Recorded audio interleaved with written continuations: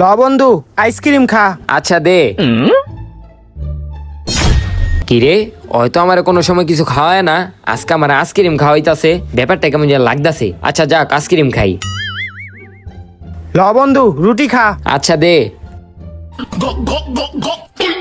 কিরে ওই দিয়ে আজকে আমার রুটি খাওয়াইতাছে, ব্যাপারটা তো বুঝতাছি না।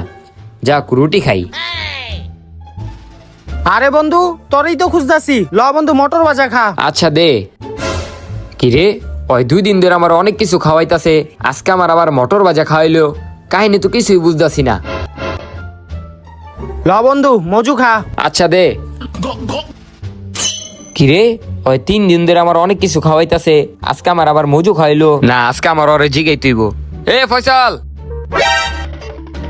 কিরে তুই তো আগে আমার কিছু খাওয়াতি না, তুই 3 দিন ধরে আমার আইসক্রিম খাইতাছ, রুটি খাওয়াইতাছ, আজকে আবার আমার মজু খাইতাছ, এটার কারণটা কি?